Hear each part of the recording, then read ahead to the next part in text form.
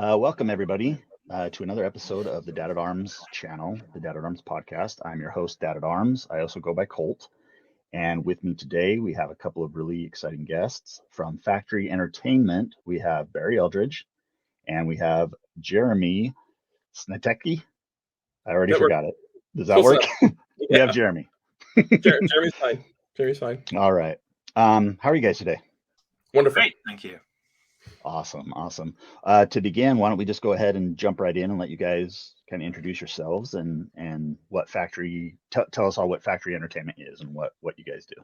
Sure. So Factory Entertainment, we are, I like to tell people I'm a nerd enabler. That's what I do. We make collectibles, I hate to use the word toys, but let's be honest, we're all big kids. So we make collectibles and toys for big kids, but not adult toys, I should hasten to add. That's a whole other market. And we do them from licensed properties. And right now, and for the last, what has it been, Jeremy? I think 2 years, we've been lucky enough to be the guys who have the license to produce Masters of the Universe replicas, which is a dream come true. And my inner 8-year-old can't really believe it. If I could build a time machine and go back and tell my 8-year-old self I was going to do this one day and actually get paid money for it, he probably would have died laughing or at least wet himself. That's what we do. And so Factory has licenses from dozens of different movie, TV, music. There's nothing we won't try, and we cut our teeth. I used to work for a company called Master Replicas, which a lot of people remember fondly. They were the guys with the Star Wars replicas. Yeah. And it is always funny to pinch yourself and think you're making replicas from a cartoon where there weren't any replicas. So you're completely creating from scratch these things. But maybe I'm a weirdo, but I was that kid when I was that age thinking, wow, what would it look like if it was real? How would it be in the real world? And how do you take something from a complete fantasy cartoon world and bring it into reality? And that's a whole mess of fun. Oh, that's awesome. And my name's Jeremy, and I'm a freelance graphic designer / illustrator guy in the collectibles industry. And I've been happily working with Barry for about 10 years now, I think. Yeah, about that. Yeah. Right? Thereabouts. Yeah. And I do wear all kinds of different hats in the industry and help out folks making cool stuff. Because I started off, I've been collecting nerdy cool stuff like action figures and props and swords, prop replicas and swords since I was a kid and a teenager. So getting to help out behind the scenes now, making this stuff happen for my part is it's a really nice way to pay the bills. And I'm very grateful every day. That's awesome. Well, I'm so happy to have you guys here. So we're talking about Masters of the Universe primarily.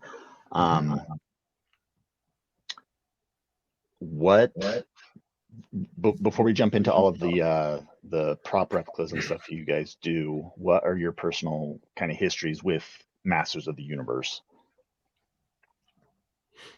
Go, Jeremy. You go first. Okay, yeah. I feel bad. I'm in the upper square, or I'm in the upper rectangle. I feel like I should be below you somehow. Hollywood Squares thing. Yeah, right. Hey, quiet down there. So, anyway, sorry. I still remember it very clearly. My dad took us to KB Toys in the early 80s, and we were going to pick out some G.I. Joes or Star Wars figures, and lo and behold, there was this kind of dark red section in the action figure aisle, and caught our eye. And what the heck is that? And there was this cool skeleton-faced muscle dude, and I thought, oh, I need that. So that's how it started. My brother Nick and I, we were good buddies growing up, and played a lot of He-Man, among other things. Masters of the Universe toys, and so that's how it started. And we loved the cartoon and the whole thing. So there it is. Very cool. Very cool. I was that weird kid that didn't want to grow up, and as you can tell from my accent, I'm not originally from around these parts. I'm currently based in California, as you can tell by my thick Bay Area accent. So we got Masters in '85 in the UK, I think, and I was allegedly too old for toys at that point. I would have been, I give away my age, but let's say, yes, I probably should have been more interested in girls than toys at that point. But I never grew up and never have. And please God, never will, because getting old sucks. And so I had friends that had Motu stuff and started to see it appearing. Cartoon first, came through the cartoon, thought it was great. And I was like maybe 12, I think, 10, 12. Yeah. So I wasn't too old, but, you know, constantly being told at that age, grow up, stop playing with toys, go and do something proper. You should be. And I was originally fascinated by the artwork. I remember the mini comics and the whole way it was created. And at that age, you don't realize that it's a constructed thing. You know, toys are toys and cartoons are cartoons. And it was only later, as I got into my teenage years, I suddenly realized there were actual people behind this kind of thing. And there were lots of people whose creativity was involved. But yeah, I just fell in love with it immediately. I was a big fan of things like Conan and Frank Frazetta artwork. And honestly, when I first saw He-Man, I thought, oh wow, is this like a Frank Frazetta thing? I think we'd had, you know, a couple of years previously, we'd had the Beastmaster movie and we had the Conan, and I thought it was all of that. And then I'm like, wait, this is a cartoon for kids, but it's still that. And I think there's a common thread running through that. I used to love, you know, Creepy and Eerie magazine and stuff like that, and they had those fantasy covers with the muscly guys and the scantily clad ladies and the monsters and the beasts. And we all know the history of Motu. I think they tried to pluck all of those little threads and make them into what is amazingly, all these years later, still so popular. Because I'm pretty sure back then it was, I mean, if we list them, there were how many other 80s Saturday morning kids TV cartoons that have come and gone and come and gone. And this one, some of them not so much, but, you know, I don't see such, and much as I loved it, Marshall Bravestar, same time. Yeah. Oh, yeah. Kind of almost disappeared without a trace. Even some of the bigger ones like Mask and stuff, huge following, but they haven't managed to continue on throughout the years and evolve and change. And, you know, I got two teenage kids who both know what Masters of the Universe is from different iterations. Yeah. And I think that's kind of cool when you've got, it's similar to Star Wars, you've got the multi-generational aspect where you can sit down with dads, kids, even grandparents, and they're all into the same thing. And that's kind of awesome. I'm pretty sure back in 1980, whatever, they weren't thinking, wow, wouldn't this be great if, you know, years from now, all of us sit together. It's kind of awesome. There's not many things that bring people together like that. Yeah, that's awesome. Yeah, good point. Very cool. Do you guys have any favorite characters? This is where you're going to get personality choices. Yeah, Skeletor. He's a good one. He's a good one. I was partial to Trapjaw. Yeah. Oh, yeah. Trapjaw's good. Yeah. See, we're all going for the bad guys. What does that say about bad guys are just always cooler, right? That's just how it goes. You know, I always liked interactive stuff to put on his arm and the whole thing. Yeah. So when he's got, I mean, I think that's what's so fun about these characters is they're so bright and colorful, but also as a kid, they're sometimes scary. And it's like being in the video store and you're in the horror section as a kid and you're drawn to all the different VHS covers, you know? Yeah. Right. Well, there's that psychological effect where you get at a certain age, and it's sort of between the age of 5 and 8, where you kind of enjoy being scared a little bit. And Motu didn't have too much of that, but my brother is 5 years younger than me, and I can remember him being quite upset about like Beastman and characters like that because they they looked kind of fearsome and scary, but they behaved like doofuses. And it was a weird combination because you didn't really. You wanted to watch that spooky movie in the VHS store, and we're mid-80s, so it was right at the time where you had, you know, Nightmare on Elm Street right next to Masters of the Universe, and we all watched the things we probably shouldn't have watched, but you wanted, I want to just watch that because it's a little bit forbidden and it's kind of cool. There was definitely a lot of that going on. I always loved He-Man. I just loved the whole idea of it, and a lot of it played into the cartoon, how they presented him in the cartoon and stuff, you know, being able to transform into something powerful. And then I always had a crush on Tila growing up. That was always persistent. Yeah, exactly. Right. And it was funny. I shared with Jeremy earlier, my wife and I had He-Man and Tila on top of our wedding cake. Oh, that's awesome. And it was a lot of fun. It was a lot of fun. So that's how I knew. I mean, I knew before I married her, but that was a good proof that she's a keeper. Oh yeah. But yeah, I think my favorite toy was always Cobra Khan. because of the spray thing that he would do. Mm, right. Yeah. No, and I would tell that I've told this story before, but I had 3 older sisters growing up, and we grew up on a farm, and so we'd always be out exploring and stuff like that. And my oldest sister would always pack me a lunch because I was the little kid tagging along with my older sisters. And she would take my Cobra Con figure and she would fill it up with Kool-Aid. And so as we'd be out walking around, I'd be squirting Kool-Aid in my mouth with my Cobra Con action figure. And so do not drink out of your Cobra Con figure, kids. Exactly. Probably, I don't know how the plastic would hold up today if I tried that. Yeah, you might get a little nutritional extra boost in there, but it didn't kill you. You're good. Exactly. That's your but that was one of the cool things about the toy line. The way it had, I can remember vividly going to friends' houses and they'd be like, "Have you seen this one? It does this and that stinkor." No way, they didn't make a figure that smelled. And, "Have you seen this one? It's like it smells like the magic trees." And you were like, "No way! Oh yes, way!" And then they kept that going for, imagine the average, let's say 5 to 8 year old child's attention span is like non-existent. Yeah, it's amazing that they were able to keep kids' attention for what in toy terms is an eternity. I mean, that was a hot property for at least 2 years and was not really declining for at least 4 years, which, in comparative other toy terms, and it's because they had that regular release of clever novelty things that whatever when color change was in, suddenly there was a color change, when smell, all those technologies and things that were becoming commonplace were incorporated into the line, and somehow it all worked. That's right. And they weren't beholden to like a movie tie-in necessarily. They could almost anything goes. We could have stinkor, the stench of evil. The biggest restriction was parents, and when it became obvious that the cartoon was essentially a thinly concealed advertisement, then the powers that be stepped in and ruined everything.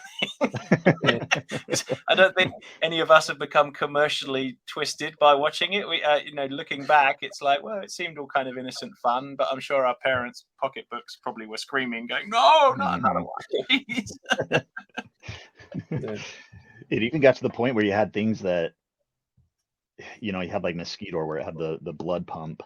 Yeah, that's cool. And then the slime pit, which whose furniture was ruined by that stuff. I can vividly remember picking it out of hair and God knows what else. That was pretty yucky stuff. Yeah. I remember I poured it on my Mossman figure and it got in totally messed up the flocking, and I was like, that was a bad idea. Yeah, it's not coming out. Oh, that's awesome. Okay, so let's jump into factory entertainment and what you guys do. I have a few things from my shelf. So I have the Stein, the Graceful Stein, which is fantastic, and I love the heft of it.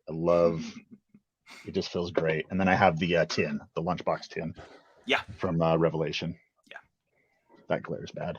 But yeah, so can you guys kind of tell me about what was the impetus for diving into the Masters of the Universe so we wanted to do it for a long time. I mean, we know in this business that essentially in the collectibles business, nostalgia is the thing, and we know that the sweet spot is approximately 25 years after the original. And so we knew, early on in the 2000s that Motu was a thing because people had grown up with it and they were still collecting, and you keep an eye on things like vintage toys and what's selling and what's not, and what's hot and what's being, and as we mentioned earlier, they kept the brand going through various iterations, some more beloved than others, but all the way through the 2000s we had continued animation. There were some quiet times, but I don't think, and then probably somebody's going to quote me wrong in the comments and say you're wrong, but I don't think there was ever a time when we didn't have Motu in some form or another. It never fully ever went away, and so it'd always been on our radar, and we're talking about Mattel, guys, the biggest toy company in the world, billion-dollar corporation, and we're this small little gang of reprobate lunatics thinking they're never going to take us seriously. We're going to go there and they're going to be like, "You want to do what now?" Because, we will make all these cool things, but we only make small quantities. I get really excited and I'm happy, and my boss loves me if we sell 2,000 of something.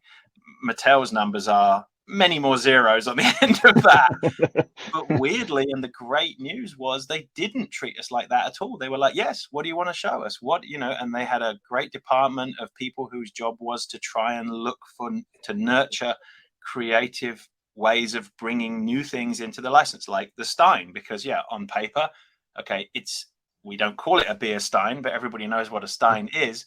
Mm-hmm.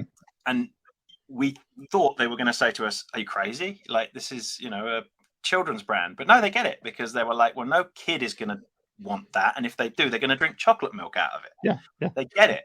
And it was a really refreshing thing to suddenly have the sort of the veil lifted from our eyes that this big corporate serious company that has shareholders and has thousands, if not tens of thousands of employees, also had some like-minded craziness that they were like, we're fans too. They get it, and that they do understand the passion and the love, because on paper, none of this stuff makes sense. Why do you want a Castle Grayskull shaped Stein? The answer is, why wouldn't you? I mean, it's cool. But you can't place a logical, sensible thing on it.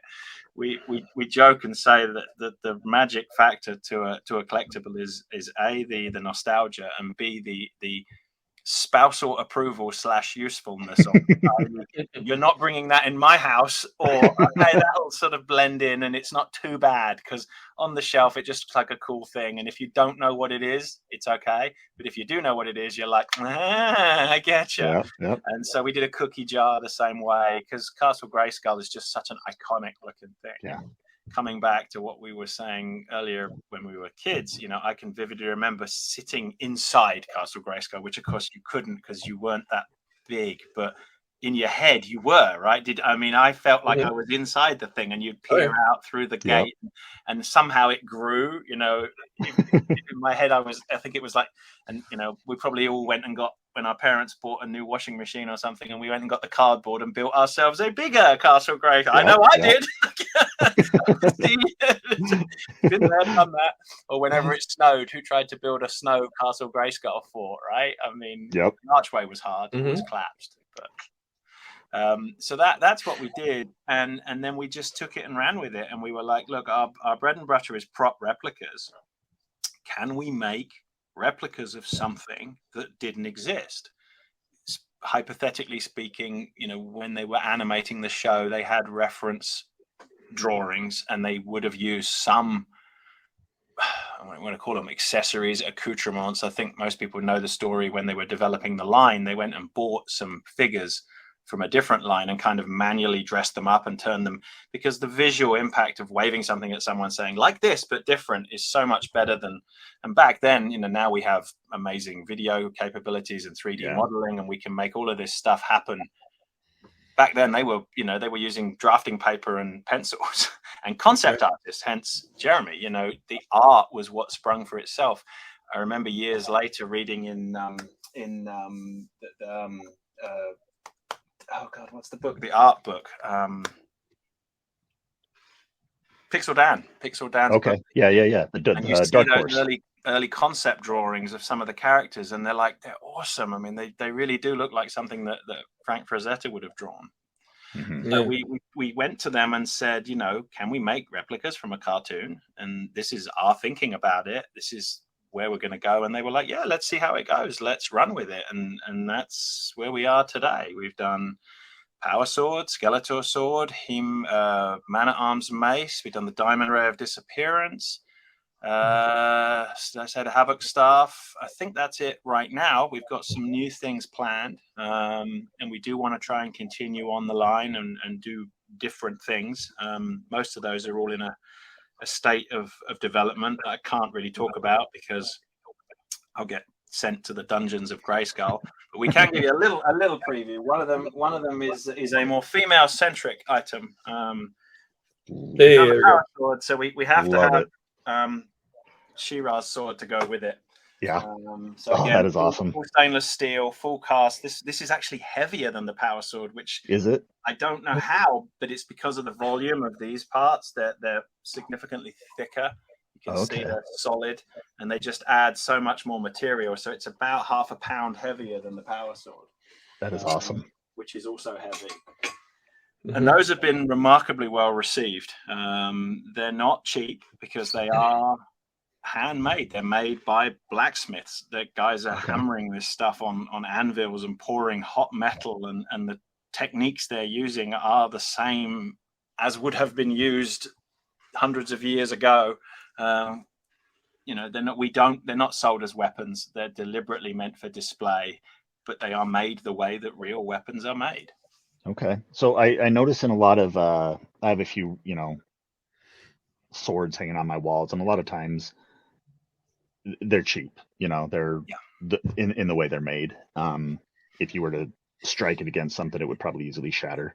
Yeah. But it sounds like these are. Yeah, I mean, again, for legal reasons and for please don't sue me because I like living in a house.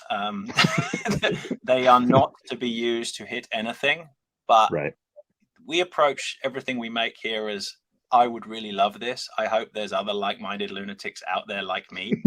And so it's a sort of a sliding scale of how much lunacy am I permitted to put into this thing. So yeah, we're talking real high carbon steel. Design of the sword, and we can talk about this, and love to hear Jeremy's thoughts on this as a concept artist. In reality, makes a terrible sword. Like you would have to be built in a very bizarrely muscular form. It's too heavy. The balance is wrong, but it looks cool and it looks great. And simple things like on the power sword and on the toy, because to be clear, the things we're making, the way we were able to explain it was, and the conceit, if you like, behind it is that these are replicas of the toys, the accessories that came with the toys, grown up to a full size and made of metal. So on the toy, we all know the power sword is a solid one piece of plastic. It has a guard here, which is designed to hold the action figure's hand on. So that's not necessary for a real sword because, there are swords like rapiers and stuff that have basket handles and hilts. It was not necessary here, so we took that off. On the toy, all of this is one long solid piece.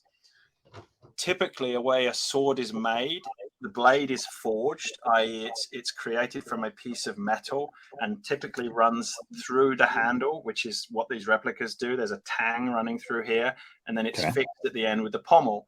And then the guard is separate, and the reasons for that are, one, manufacturing, and two, when it was used as a weapon, it was, if you have one huge solid piece and you hit it, it's likely to shatter, whereas a blade needs some flexibility to it and some bend and heft. But then how do you create this very iconic thing here, which should be part of the blade but isn't? So what actually happens in reality is we forge it, and you can possibly see this is one piece of metal, this is another. There's a leather gasket inside here that allows the blade to move slightly, but it stops it from impacting on the metal. It has real leather wrapped on the handle because leather was the de facto requirement for sword hilts, because when you grip it with a human hand, it gives you some grip, and when you get sweaty, it doesn't get slippery.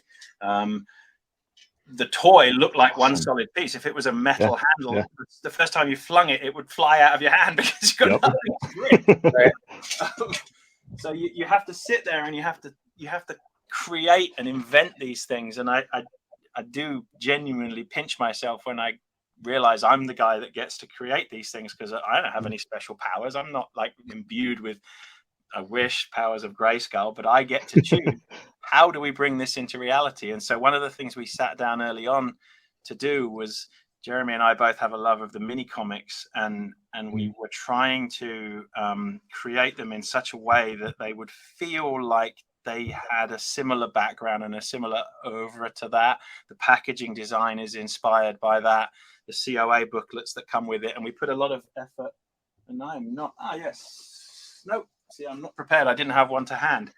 I got one. He's got one. I got one. Awesome. Each center panel is a piece of artwork that Jeremy was commissioned to create. It's a unique piece of artwork in the middle. But also things like the logo. I'm your lovely assistant. Here we go. The Grayskull logo that we see on the front there did not exist as a piece of artwork because it had never been recreated. It was made for the toy and the sticker, but it had never been done as actual artwork, and so we created it and drew it, and it was approved and is now on a variety of things. I'm looking at the it was the Masterverse 2-pack of He-Man and Skeletor that they released last year. Is that the same? Is that the exact same symbol? I would have to look at it to be 100% certain, but I think it probably is, yeah. Because I know we gave them the artwork that they're now using as the Grey Skull crest, I think is your artwork. Oh, I didn't know that. That's cool. Let me pull that down here real quick. Yeah. That's different from what I did, I think. It's been inspired by it, I think. Inspired by, sure, yeah, for sure. Yeah. Okay, so a little bit different. It exist as a piece of actual repeatable artwork. Right. So there was, decisions made, and what we often say in this business, we do strategic disappointment. Those decisions sometimes strategically disappoint people and other people. Why did you do it like this? And you're wrong, and I hate you. And it's like, well, I did it for a reason, and don't hate me. Right. I'll explain to you the million reasons if you want, but they're kind of boring. We do what we're told. Not actively trying to ruin childhoods. No, not actively. Only on Tuesdays, maybe, and maybe part-time on the weekends. Well, ask my own children. They might disagree. Oh, that's really cool. I like that. It's just so exciting to see. I mean, as somebody who likes swords, like I said, I grew up on a farm. We have a welder out in the shop. Me and my brother would weld chunks of scrap metal together and make our own swords, and then we sword fight with them and end up I'm so glad you said that, because I tell people, and sometimes you can see them visibly backing away from you when you tell them.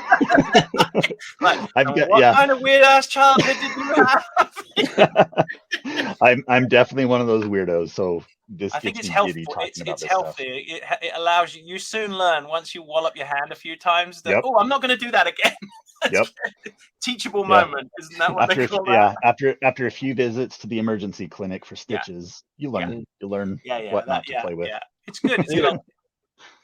And a cool scar for your troubles too. That's exactly. You put the story behind the scar, then there you go. Exactly. Sword fighting. As my mother used to say, it's all fun until somebody gets hurt. Yep. Yeah, some of the stories that me and my brother told my dad to explain some of the things that we broke around the farm are even we're adults now, and they're just barely starting to come to light, all the things that we've done. Is this taking on like the George Washington cherry tree mythical status? I have no idea how that burnt to the ground, got blown up, fell over. Damn it, kids today just don't know what they're missing with their bubble wrap lives. I'm waiting for the comments below to be like, these people are crazy, they shouldn't be allowed. Oh, that's wonderful though. Okay, so talking about Mattel specifically and working with them, what has it been like to work with them? You've kind of alluded to the fact that they're wonderful to work with. Fantastic.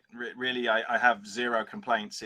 Licensing, and just to give people a real back of a napkin kind of thing, we buy the rights to do something. So that's how licensing works. I go to you if you own a property and I say, hey, I want to make Dad at Arms action figures, and you say to me, right, okay, well, this is how much and these are the rules.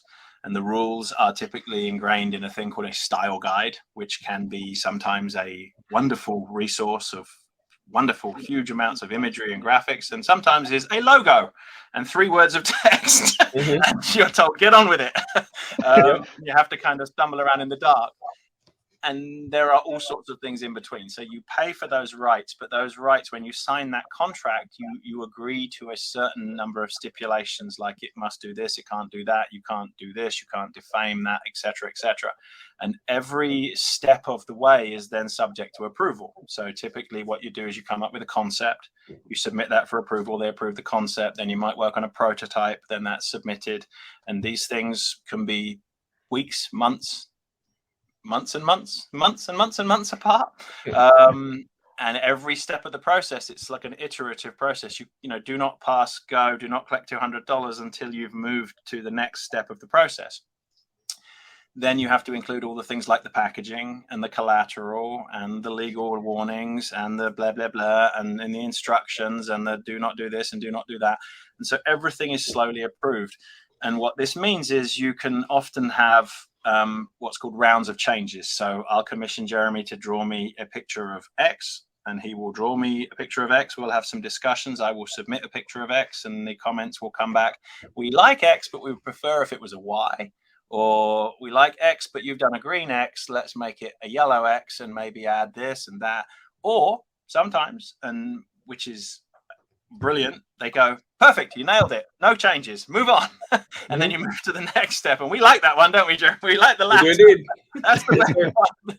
Because sometimes you get great guidance, and the people at Mattel are fantastic. They give really specific guidance, and like I said, they're passionate and they know their brand. And I don't want to rubbish anyone because I do this for a living and I do need to pay my mortgage, but we do get comments back sometimes from people, and again, this is not Mattel, I want to make that very clear, who have no clue what they're talking about. They haven't watched the show, they haven't got a clue what the characters' names are, and it's really frustrating because you kind of have to spoon feed those people a little bit.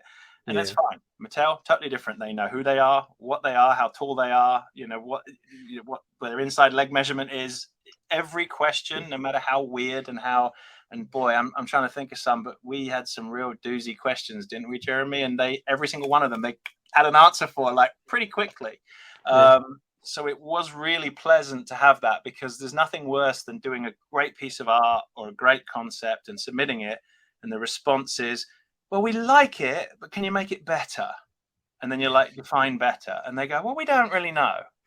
And so you go off on a tangent and you hope you get it right. But if you don't, you've got to go back to square one. And you have these concepts. So I don't think for any of the Motu products, everything was pretty iterative. We went from step A to step B to step C.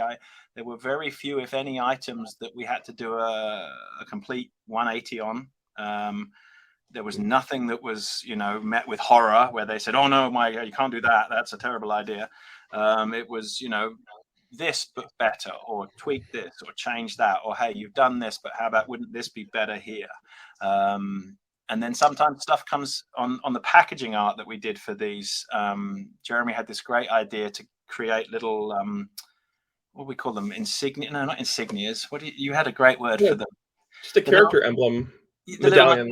They look like what would be on like a royal crest would be a trefoil or something. You created them specifically to each character, and it looks like a little piece of brass, a sigil. That would be the right. Sigil. Yeah, there we go. And they loved those, and they were like, "That's a great idea. Let's do that," because they didn't exist up until that point. We had symbology for He-Man is all He-Man related.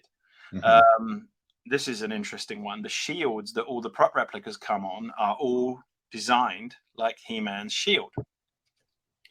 A few fans said, well, why is Skeletor's shield like He-Man's shield? And the Mattel answer was, because we want everything to have a homogeneous, cohesive look, so that when anyone looks at any one of these, they know it's Motu.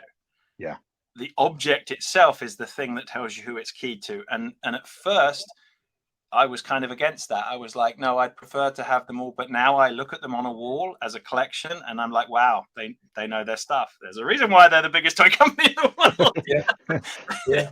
They know what they're doing. So that wasn't necessarily a disagreement, but it's like where we were going down one route, and they kind of gently steered us to another. So yeah, I can't praise the team there enough. They're so good to work with, and you are only renting space in their sandbox while you pay the money and while you can deliver the sales, but you do feel like part of the family, and it is really nice to feel like part of the family. And like I said, my inner 8-year-old still kicks himself and says, I can actually talk to people who like, wow. Yeah, that's awesome. Yeah. Oh, I like that. Okay, so let's talk about the packaging itself. Can you walk me through that process from concept to kind of the final packaging? We kind of touched a little bit on that.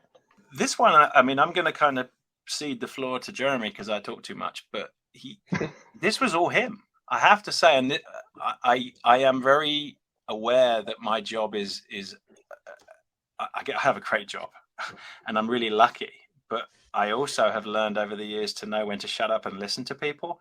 And Jeremy kind of, I think, this half my coworkers are going, bull through. He doesn't. I came to Jeremy early on because we'd worked on something previously, and how had Motu come up? I can't remember. We discussed it somehow. I don't know. I don't remember exactly how. I knew that I think we were just talking about it when we were just chatting one time and just talking about old toys, and came up. And I knew he was into it, and so I came to him and said, "Look, things are happening. We are going to do this. It's and I tried this about 15 years ago and was told no. At that time, it was not something they wanted to do because they were still thinking about the brand in a very toy-focused way. Mm-hmm. But this time it's happening. And I said, look, this is what we want to do. And almost from day one, and I would say the final packaging is really not that different. He had a fully formed idea in his head. He was like, this is how it should be. It should look like this. And go for it. Tell us how you came up with that. Yeah. I was absolutely delighted because I was thinking about it. When you told me about it, of course, I may have peed a little. But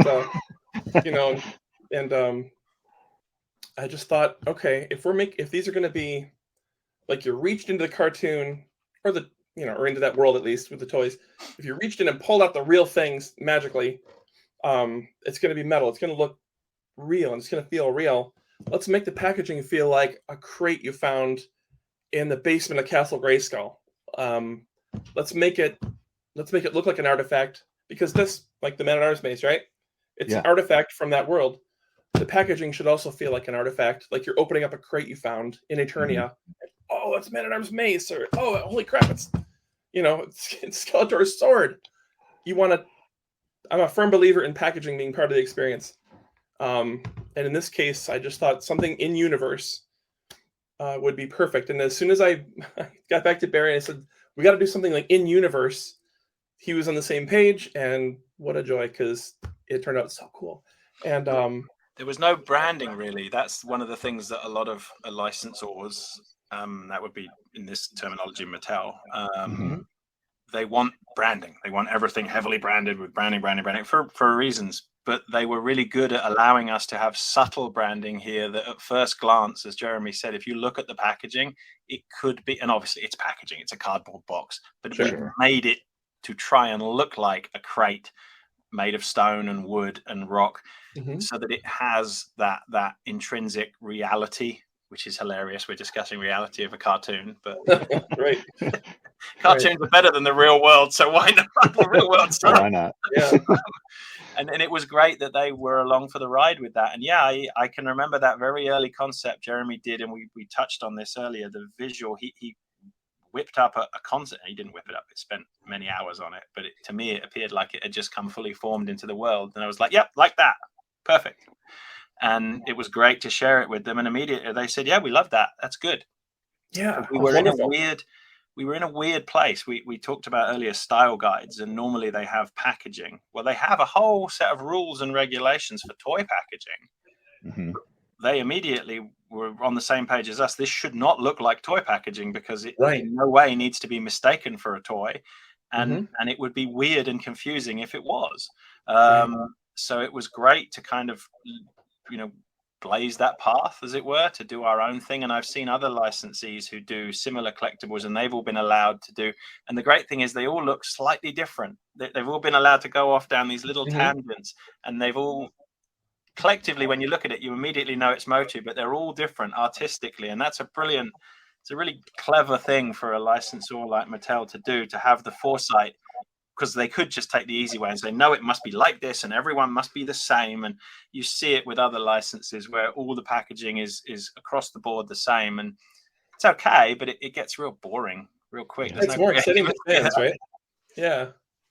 Oh, I'm sorry, I didn't mean to cut you off. I apologize. No. It's more exciting to fans to find something new that's obviously Motu, but also not the same exact branding as the toys and the lunchbox. We had a real logistical issue with the packaging because, as I touched on earlier, the guys that make this are blacksmiths. One of my factories is in the foothills of the Himalayas in India, and the reason it's there is because those guys have been making swords for when my ancestors were running a colony and needed swords for actual fight. And in some of the equipment they're using, I kid you not, is almost 100 years old. Packaging for them is a brown box that you throw away. And most swords do not come in any kind of packaging. So to then present these guys who've got, dirt under their fingernails and charcoal smoke around them to tell them you need packaging that's going to stand up to retail, they look at me like, the hell is this guy smoking? And it even got to the point where we had to ship them some packaging to say, no, it needs to look like this, because collectors keep the packaging. And I had Zoom calls with guys looking at me going, they what? They keep the what do they keep it for? They put it on the wall. Huh? Yeah. Are they crazy? Like they have no concept of this, because they're like, well, why would you do that? It's the product. So it was a real challenge to completely from scratch get them to go from, and I'm being generous when I say a brown cardboard box. It was, if they had their way, they'd wrap it in a bit of muslin cloth and that would pretty much be it. Maybe a wooden crate, but you can't ship wooden crates internationally. That's a whole other mess. But we had to teach them quite spoon-fed, and Jeremy was passionate about this, about getting the guide. When you make packaging, it's flat. You do flat artwork, and then you have to do some three-dimensional thinking about how it folds and where the cut lines are. And normally that's a pretty straightforward process, but I think it would be fair to say the guys we gave this artwork to scratched their heads and went, what the hell am I looking at? Like, I've never seen this before. And we had to kind of spoon feed them, but we got there. And that was great. And now we just say to them, like our normal packaging, and they're like, oh yeah, we know, crazy people. And it's gotten much easier, hasn't it, Jeremy? I think they certainly, we just give them the artwork now. We don't have 100 different changes to make. Yeah. And awesome. Maybe this would be a good time to talk about the wood texture. Yeah. When I still have this thing. I'm gonna bring it right in frame. It's this giant like ammo crate thing. It opens up. It's this old beat up ammo crate. When I was a dorky, nerdy teenager, I kept my I'd get swords at conventions and stuff, and cool like historical replica daggers and whatnot. And I would keep them in this crate in my closet because I thought it was cool. I had like a fabric thing in there, and I thought, well, if we're making this sword packaging, we're gonna want the kind of the craggy rock, something like the craggy rock texture, a hint of grayskull there. We're illustrating the grayskull crest from the door. On the faux brass parts, we're having a little fleur-de-lis from Grayskull's the drawbridge. On the bottom, there's like a fleur-de-lis style hinge. So we took those visual cues. But I thought for the interior, we're going to want like a wood, almost like this is a wood crate that's got a veneer of stone almost. And so I thought, holy crap, I've got my old sword crate in the garage from when I was a teenager and kept my swords in it. I'm going to take really high definition, high res photos of that texture and use it for the wood texture on the box. I'll tint it, grayskull green. So that's all the wood on there. The wood texture is my original. That's where it came from, and it's now on all those boxes that have.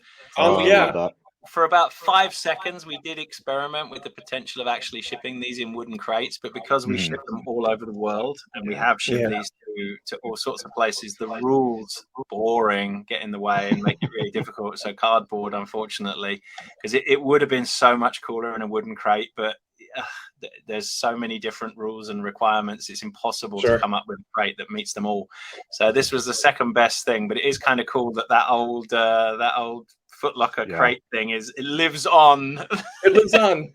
My brother and my dad were absolutely delighted that was going to live on and actually hold these swords and weapons and stuff. And so that was kind of a fun personal touch. That's the only complaint we've actually had from people. They're like, well, you've made this and I'm hung it on the wall, and now I also want to display the box and it's too big. Where do I put it? Where do I put that?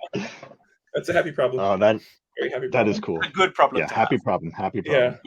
Yeah. Oh, I like that. We didn't know how popular these were going to be. I mean, they're all numbered limited editions. The Power Sword is 1,000 pieces. It's sold out. I genuinely did not believe that there were 1,000 like-minded people out there. So now we need to come up with the next sword. So answers on a postcard, please, what you would like to see next, because I pretend I know what I'm doing, but I don't. Actually, the problem is there's so many things I want to do. I just don't know which one to pick. And there is no right answer, folks. That's the problem, because 10 people will all have 10 different ideas. But I must have sent you. I apologize. Go ahead. No, go ahead. Oh, that I must have sent you about 20 different emails with ideas for. Hey, no such thing as a bad idea. I will always listen. I can't promise to action any of them, but I will always listen. And they sometimes get filed away, and years later will be pulled out. I don't forget.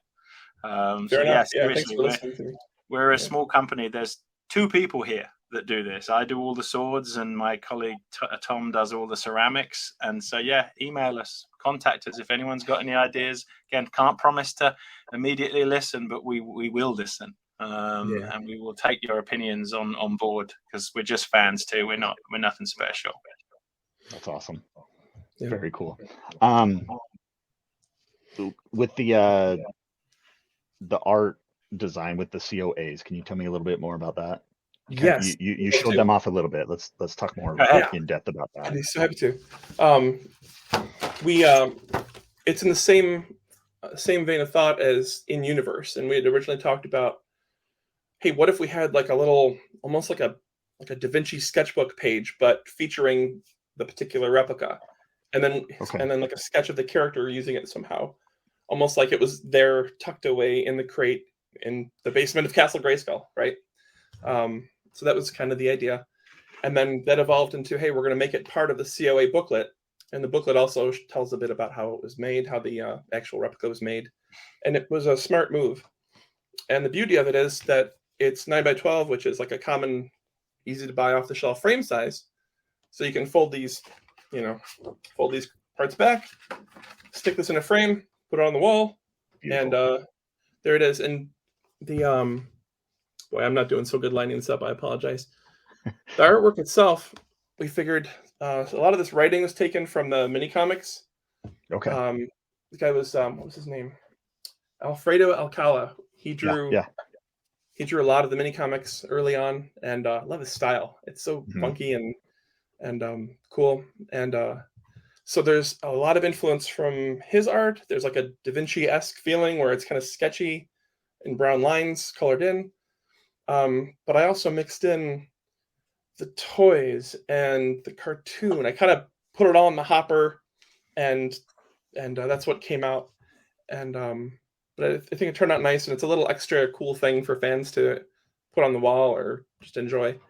And we're doing one for each one of the replicas. Has everyone is unique. Yeah, very cool. Yeah, I changed up the writing. We started off thinking it'd be a triptych, and now it's what is it? A septic? No, that's not right. It doesn't sound right.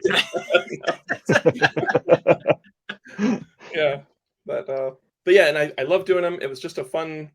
I was doing the packaging. This is a very separate thing from the packaging, but I'm grateful to Barry for seeing the value of including something like that to add to the feeling of this is a replica from Eternia, and here's a page from an old manuscript book about it. Kind of a thing, but we still don't know what the Eternian script says. We haven't quite worked that one out. This is where you're going to tell me it's a recipe for your grandma's meatballs or something hidden in. Which, if it is, I will love you forever, because I do that. I hide things in packaging, and we know we've already hidden some things in these ones. Yes, but yeah, as far as I know, they haven't fully fleshed out the Eternian language, unlike Klingon. I have great fun with Star Trek stuff, actually debating with the people at the Klingon Language Institute about grammatical perfection. I'm not making this up. This is quite amazing. But yeah, one day, hopefully, we'll see the Eternian script made real by someone. Over to you, Internet. Go for it. Make it happen. Speaking of hidden things, I won't say where it is, but this is the first one we did for the Havoc staff. Yeah, the Havoc staff is huge and awesome. Yeah, I'm still in awe holding that thing. That's my favorite. Somewhere in the sketchy lines of the drawing, I have the word "mya" for Skeletor. MYAH is what else would hidden you in the sketchy lines. What else would you put?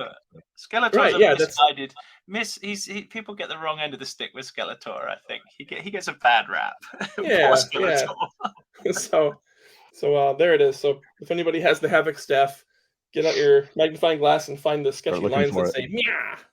And that's awesome. There's two hidden things in the Havoc staff. The head of the staff is an actual skull. The sculptor who sculpted it, whose name is Kyle,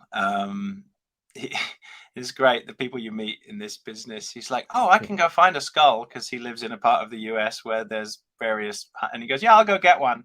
It was like you would just walk out your door and find one, and he did. And so yeah, all of the horns are not, they're created, but the actual skull piece is from a real, and he did tell me what kind of sheep it was, and I've forgotten. But it's all the little fractures and sutures in the bone are direct from an actual piece that he found. I hope he found. Cool.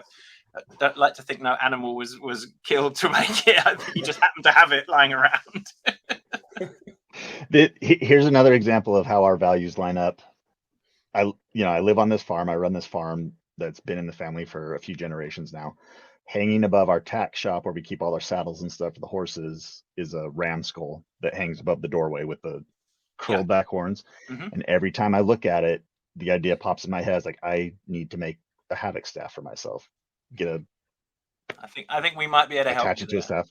Yeah, I think we might be able to help you. I love that it's a real skull. That's fantastic. Well, because that goes back hundreds of years. That's a sort of a whole thing about renewal and the farming of the land, and how we get everything we get from animals and the sky and whatever mythical or religious deities you believe in, and that sticking up of things goes back thousands of years, I believe. And it's just it's amazing that his symbol of power is something that actually is supposed to be a symbol of renewal and rebirth, which is weird because it's a dead animal, but right we get it. Well, it's that the decomposition goes into the ground and springs forth new life. It's the cycle, right? Yeah, very cool. Okay, so you showed us the She-Ra sword, that you're currently working on. Is that something that is that approved, or is it kind of still in the? It's approve-esque. This is a first. You're the first person to see it outside of Mattel and internally here. But yes, it's approve-esque. We are working on this. Again, not to bore people with the technicalities, but getting from making one to making more than one is, well, you're a farmer, planting a few plants from Home Depot and planting an entire damn field is a whole other kettle of fish. So we have to go through some steps because, we choose our vendors carefully, and we choose vendors who we believe can take on a project. The worst case scenario is, a guy says, I can make this for you, and then gets halfway through and can't. So we have a fantastic vendor. We're working with them now. And I hope by the time this airs, whether San Diego Comic-Con will have occurred, we are going to launch it at San Diego Comic-Con, and it will be shown to the public for the first time. But towards the end of this year, it should go up for pre-order, this being 2023. And then, oddly enough, believe it or not, soup to nuts, it's about a year to get from concept to production with everything all rolled in, and hoping that we don't have, please God, another pandemic or a freight strike or whatever strike or anything else. And I've given up trying to think that this will never happen, because last time I said that, look what happened 2020, 2021. And we did all of this, I should hasten to add, during pandemic, and everything was delayed because of a million reasons. But the She-Ra sword will be the next thing. Can't really tell you about anything else because they're not approved. Essentially, what that is the concept is approved, the prototype is approved. Jeremy's currently working on the packaging and the COA; those are in for approval, and that will be the final stages of approval. Then we go to production. Stuff is made. What we do is we have all the castings and the metal work done. Then we send an inspector in to look at them all and make sure the fit and finish is good. Then they're assembled. Then we send an inspector back again to look at all of the pieces, because again, these are blacksmith guys, and they do miss things because they don't see it as important. They want a straight, hard blade. They don't necessarily worry about finite, tiny details, and we're trying to teach them that this is a collector who's going to sit and look at this thing. But in their head, they're like, well, if they don't, why don't they just get a whetstone out and sharpen it? Please don't sharpen the swords.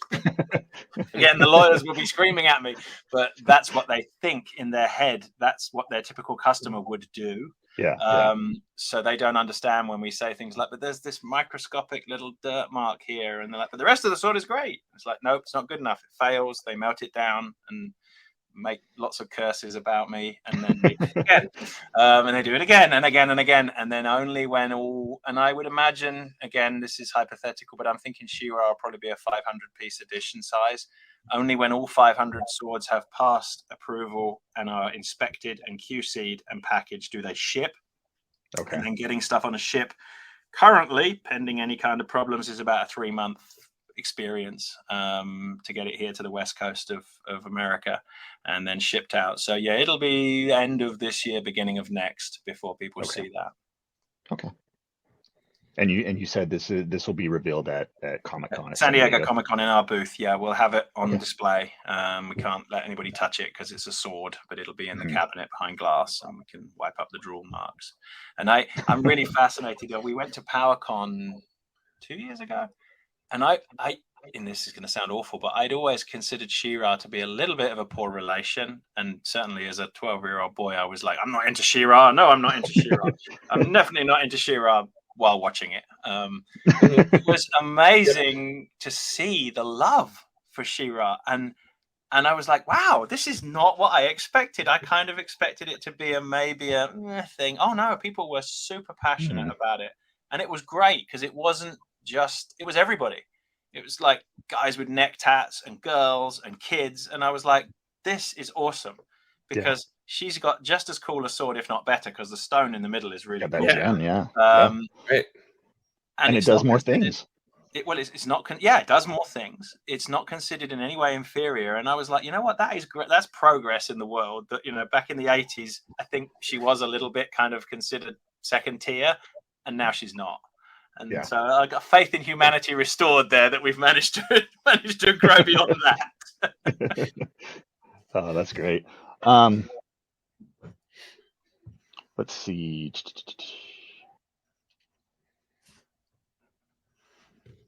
Okay, so moving on from what you guys do and just kind of talking a little bit more in general about Masters of the Universe as we wrap up here. Do you guys have a favorite incarnation of Masters? You both mentioned that you like the mini comics. Is there any cartoons that you have affection for over the other ones? Anything like that? I had a sort of a falling out of love with the Formation 80s cartoons in the mid 90s, and then I watched them again as part of this project, and I was like, actually, they're really fun. There was a period where they seemed kind of corny, but I love those. Yeah, I think the Filmation animation is probably because it was the original, but I don't dislike any of them. I really loved what they did with Revelation. I was so pleased to see, again, moving forward and making it appealing to a whole new audience, and yet still staying true reasonably to, you can't please all the people all the time. Sure. Everyone's going to get pissed at something, and that's just the way the world is. And strategic disappointment, but it moved it on, and it means that when I'm old and gone and dust, it'll still be here, I think. Yeah, I think so. Which is great. Yeah, that's what we need. Otherwise, stuff gets forgotten because there are so many great properties that have just died for lack of light. Without light and water, they don't grow, and you take those away, and it's kind of sucky. What about you guys? So I like the, I was introduced to Masters of the Universe through the old Golden Books storybooks. Oh wow, yeah. And there's an old VHS tape that went alongside with that, where it was very minimal animation style with the narration and people doing voices for those storybook stories. And then beyond that, it was the Filmation cartoon. And I bounced off the 90s version of He-Man where he's in space. That wasn't quite what I liked in He-Man. He-Man and then, and then the 2000 series came out, and I was in my early 20s, I was in college, I was getting married, so I had other priorities going on. I still, had a love for the franchise, but I just wasn't as entrenched in it as I was, in my childhood with the other stuff. Yeah. And then just coming into this new, the past decade or so of this new push for Masters, with new toys, with the classics line, and now we have these new cartoons. And I agree with you, Barry. Like I loved Revelation. It took the story and it moved it forward, and it said, okay, what happens next? And that was my favorite thing about it, is we get to see more, and it wasn't just another reboot. It wasn't, a retelling of the same story that we all know. Well, they didn't try and reinvent the wheel from scratch, because that's always, I sometimes see why that has to be done, but it's always a little disappointing, because you're throwing the baby out with the bathwater to some extent. When I grew up in the UK, we had a whole comics edition that was totally different to the US, and so I do passionately remember those. I think they were called the London Press or London. London Press. And they tried to run with a whole story that then became canonically. At one point, they were going off at two tangents from what was happening here, because the He-Man in space, so we never saw that. It came much later, and I saw that as an adult, and I actually was in the toy business by then, in the traditional kids toy business, and I remember going to presentations about this, going, "Oh, He-Man," and then going, "Wait, that's not He-Man. What is this? I don't recognize this." And then you're like, "Well, it must be for new He-Man," just passed it by. But the comics were great, and it was great that somehow they went two different tangents, but they came back together, and I believe they're considered semi-canonical by somebody somewhere. Yeah. That's awesome. Yeah. How about you, Jeremy? Oh, I was, I think just because of nostalgia and familiarity, the classic Filmation cartoon, and the toys and the, that kind of stuff. The nostalgia factor is strong with this one. And so that's my, I think my go-to favorite. I liked the feature film, the live action one. I know it wasn't what they intended. Love the feature film. It was cool for what it was. It's fun. They had to work with, and the limitations that came up and all that. The fact that it even exists is nothing short of a miracle. Yeah. Right. Yeah. So that's high on my list too, even though it wasn't great. It's still pretty darn cool. And and we're all toy store kids, today's kids, sadly, they'll never know that. But what about that experience where you walked into that Toys R Us aisle and you saw that, which wasn't endless, but as a kid, the aisle seemed like it went on forever. Oh, yeah. And there was a wall of figures that was as high as the sky and as wide as you could have every single one. Well, you couldn't, because nobody would give you the money, but you stood there drooling. And you had those massive play sets that came in those huge boxes, and today's kids will never see that. It's really kind of sad that they'll never get that experience of just standing there drooling in a toy aisle. This epic presentation of things. One of my favorite things, I belong to a couple of the Motu fan groups, and I love it when people post the pictures of themselves by their Christmas tree, like circa 1980. Yes.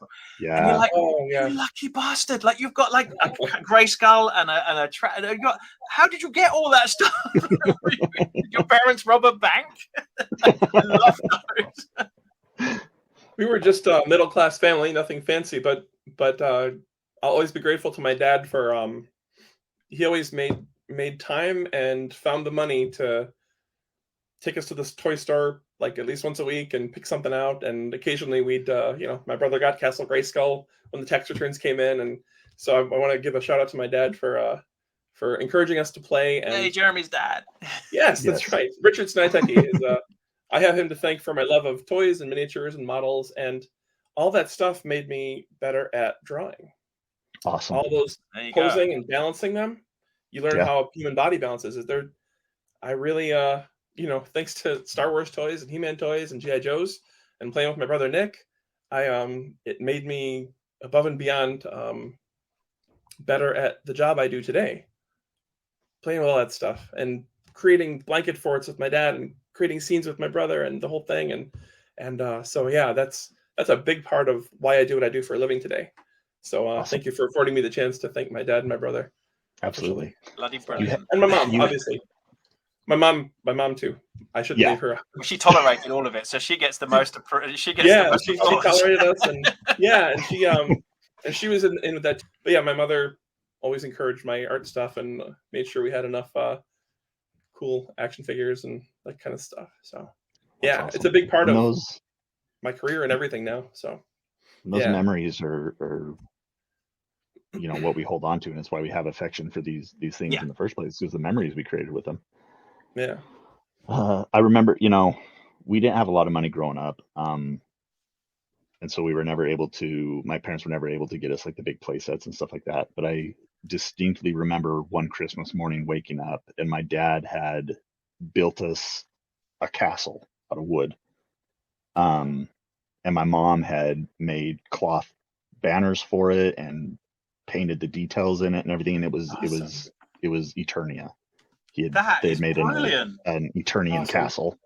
And so we woke up Christmas morning and we had they had set up all the action figures on it in this big battle sequence on the castle. Yeah. And I mean, I treasure that memory. Oh, do you have any pictures of that? I don't. Yeah, right? I wish. The only picture I have of it is there's a picture of me and my dad and a couple of my sisters at the kitchen table playing with He-Man toys. But the castle isn't in that shot. That's awesome. These are the things that you just live on forever, and they're the things you try to recreate. And that's, it's those sorts of things you're trying to create it's a consumer product and it costs money and, you pay for it, but there are worse vices, and it is a fun thing to just capture a little bit of that excitement. One of my vivid memories was later on when the Masters of the Universe movie came out on VHS. I was actually working in a video store in my little town in rural England.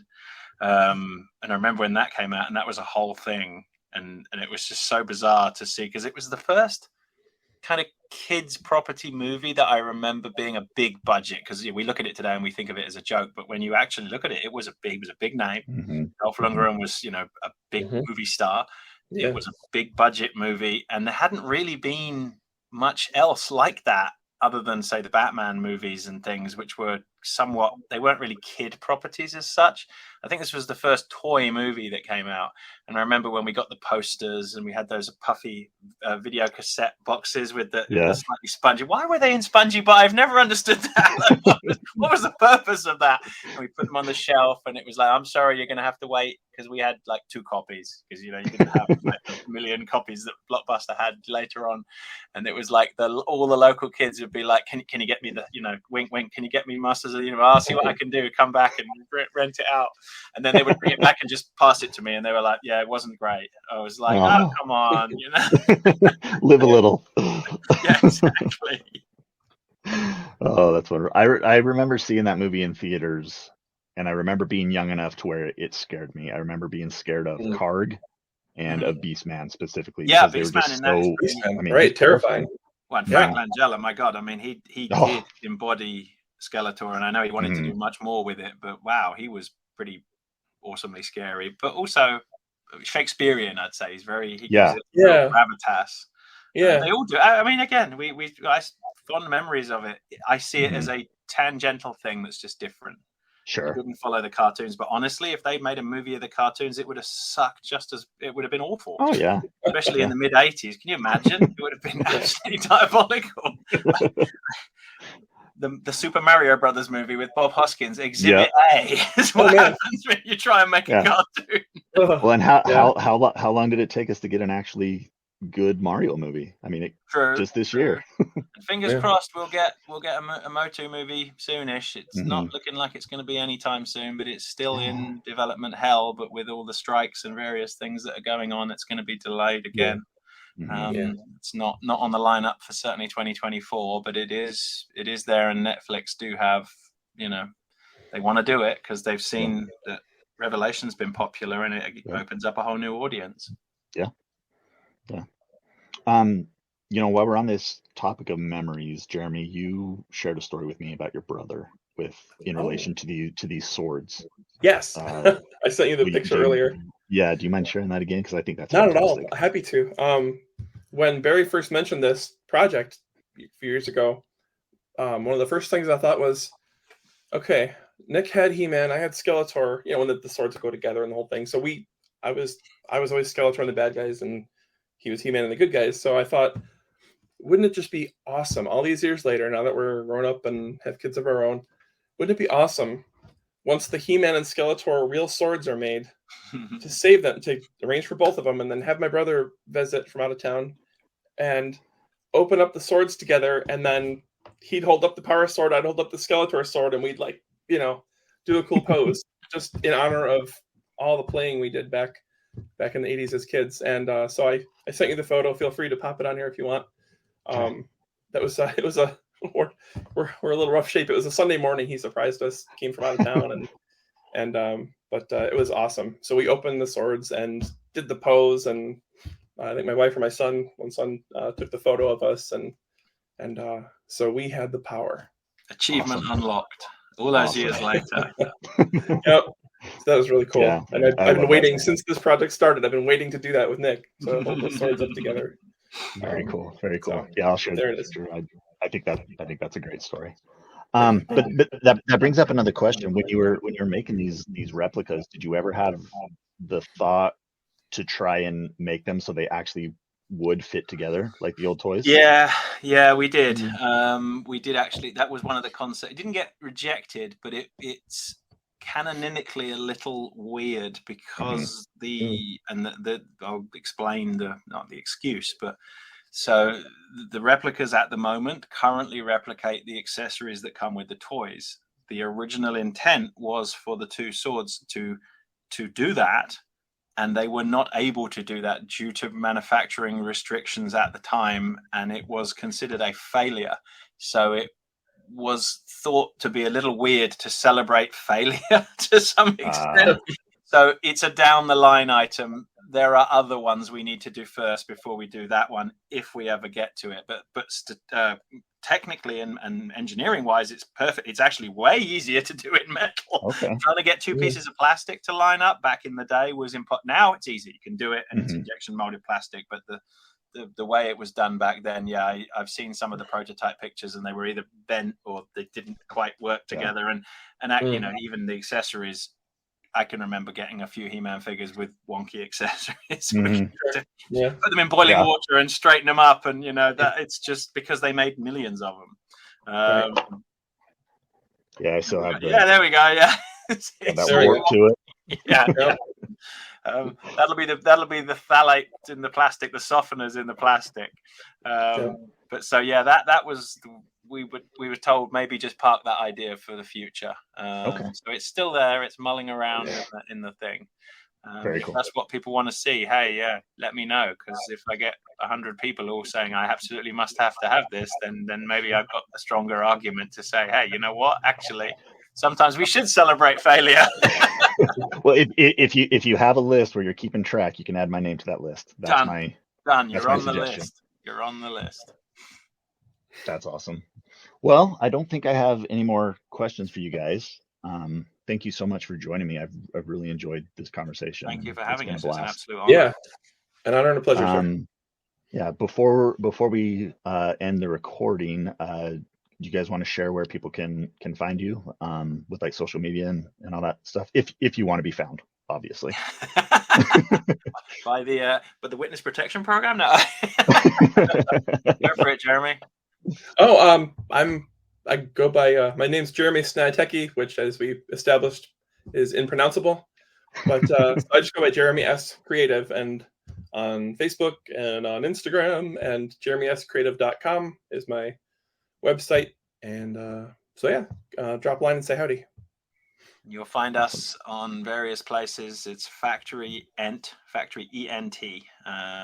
either .com or social tags, and then you may find me as my private individual lurking on various forums from now and again. But feel free, reach out, tell me what you want to see, and if you're, we're always interested to meet new creative people. So if you're an artist or a sculptor, by all means, send me your resume, send me your portfolio, and we'll have a look at it. Love to. Awesome. Okay. Right. And I am Dad at Arms, and all this information for Jeremy and for Barry and for myself will be in the video description when this is published. But I'm on Twitter, Instagram. I have a Facebook page. It's all just Dad at Arms. Some variation of the characters depending on the site, whatever. That is a great name, again. By the way. Thank you so much. I came up with it, and I talked with my brother. My brother is an artist, and he designed the logo for me, which I was really grateful for. It is cool. Yeah, it is very cool. I appreciate that. It's been great talking to you guys, and we'll let you go. Thanks, an honor and a privilege. Thank you. Pleasure, fellas. Thank you.